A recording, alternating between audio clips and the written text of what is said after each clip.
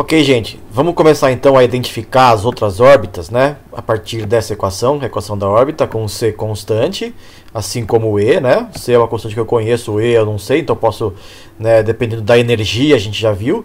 Vamos começar com órbitas fechadas, tá? Quando o E está entre 0 e 1, a gente tem órbitas fechadas, como a gente vai ver daqui a pouco, tá? Vamos começar então convertendo o problema em coordenadas polares para coordenadas cartesianas, né? A gente sabe que o x é r cosseno θ, y é igual a r seno de θ. Então vamos pegar da primeira equação o cosseno de θ, que aparece aqui, né?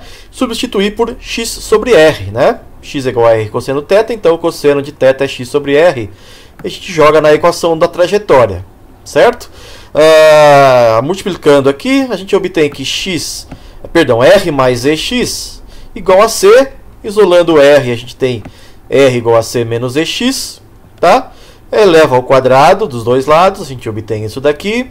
E lembrando de novo que de coordenadas polares, o r ao quadrado é o x ao quadrado mais y ao quadrado. A gente troca aqui o r ao quadrado por isso, tá? Para obter essa equação.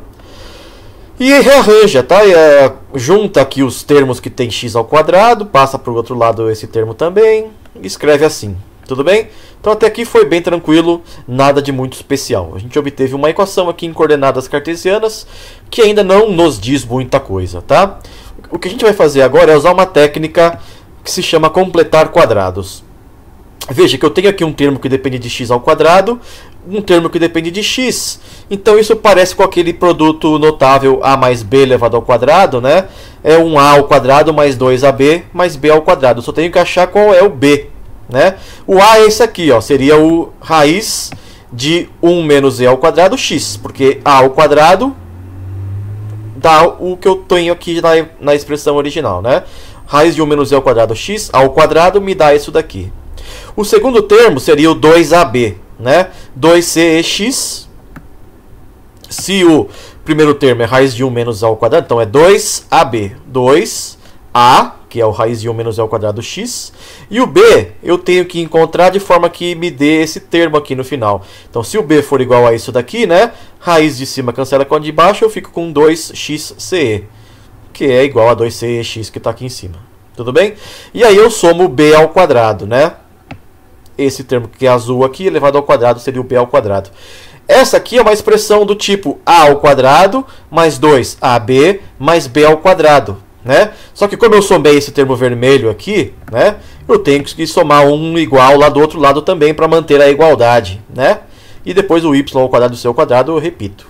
Deu para entender, não? Veja que o primeiro termo que aparece aqui é igual a esse. O segundo é igualzinho a esse aqui, só cancelar as duas raízes. Aí eu somo um termo vermelho dos dois lados, não muda a igualdade. O y ao quadrado e o c ao quadrado continuam. Então essa equação aqui é idêntica à penúltima que a gente viu. Então não mudou nada. Só que agora eu posso agrupar todos esses termos aqui, os três primeiros, na forma de um produto notável assim, né? Uma soma de dois termos elevado ao quadrado, tá? E aí eu continuo com os outros termos, né? O y ao quadrado de um lado, o c ao quadrado, e esse termo aqui eu elevo ao quadrado, né? Vai dar isso daqui, tá? Então a gente chegou nessa equação, que agora eu continuo simplificando, tá? Vocês veem aqui, depois vocês vão vendo com calma o vídeo e tentando fazer no lápis e papel. Você vai simplificando e reescrevendo a equação, você vai chegar nessa daqui, tá? Que eu vou agora chamar de outras coisas do que aparece ali. Em primeiro lugar aqui, ó, esse c sobre 1 menos e ao quadrado eu vou chamar de a, tá? Esse c sobre raiz de 1 menos e quadrado eu vou chamar de b, tá? Quando você faz a relação a sobre b, né, você vai descobrir isso. Você pode escrever a excentricidade em função de a e b também, se você quiser, tá? E esse termo que aparece aqui junto com o x, ce sobre 1 menos e quadrado, eu vou chamar de d. Mas eu posso também chamar isso de a vezes z, né? Porque o a é isso daqui, ele só está vezes um c ali, tá? A vezes z. Portanto, eu reescrevo essa equação aqui dessa maneira, que é conhecida. Isso aqui eu já conheço, já consigo identificar bem mais fácil. É uma elipse, tá? Uma elipse centrada no ponto menos AE0. Ela não está centrada na origem, no centro de massa do problema. Ela está centrada num ponto um pouco deslocado para a esquerda. E E é a excentricidade da elipse, tá? Esse número aqui é a excentricidade.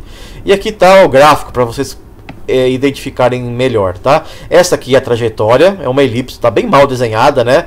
Mas acho que dá para entender. Essa elipse, cujo centro está nesse ponto aqui, no cruzamento dessas duas linhas, tá? Aqui, ó.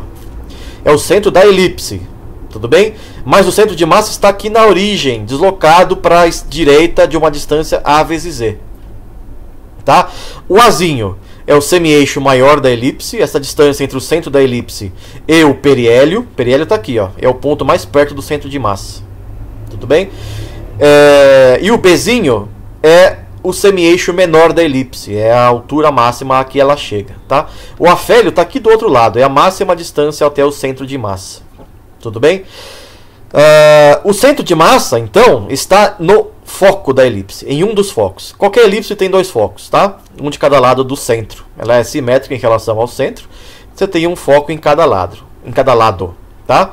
O centro de massa ocupa um dos focos, o outro foco está lá do outro lado, a mesma distância do centro da elipse, mas não tem ninguém ocupando aquele foco, tá? É um ponto geométrico do espaço que não tem nenhuma massa ocupando no sistema solar, pelo menos, né?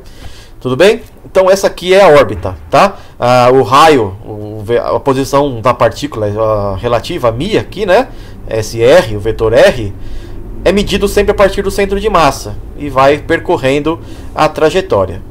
Essa é a primeira lei de Kepler, tá? Que diz que os planetas ao redor do Sol orbitam em órbitas elípticas com o Sol ocupando um dos focos, tá? Aqui está a primeira lei de Kepler enunciada originalmente assim, ó, né, que eu acabei de falar. Os planetas orbitam em órbitas elípticas com o Sol em um dos focos. Tá? Isso não é 100% verdade, tudo bem? Por quê? Porque, na verdade, tanto o planeta quanto o Sol orbitam ao redor do centro de massa, né? E tal que o vetor relativo cria uma órbita elíptica para uma partícula fictícia de massa μ, massa reduzida, né? Enquanto o centro de massa está em repouso ou movimento retilíneo e uniforme, tá? A lei de Kepler deveria ser essa, mas é claro que ele não errou tanto assim, porque no caso do sistema solar, a massa do Sol é muito gigante. A M2, que é a massa do Sol, é muito maior que a massa de qualquer planeta, tá? E portanto, o centro de massa se confunde com o centro do Sol, tá? Então o Kepler, apesar de não estar 100% certo, ele não errou assim tão longe, tá? Então agora vocês têm, além de identificação da órbita fechada para excentricidades entre 0 e 1 com uma elipse, então a gente identificou a órbita com uma elipse, a gente também viu a primeira lei de Kepler, que diz que os planetas orbitam ao redor do Sol com órbitas elípticas, tá? Com essa ressalva aqui, né, de que quem orbita na verdade a massa fictícia ao redor do centro de massa, o Kepler não estava assim tão errado, tá bom? Na sequência a gente vai falar mais alguns detalhes sobre órbitas elípticas, para depois partir para identificar outras órbitas, tá bom? Era isso, valeu!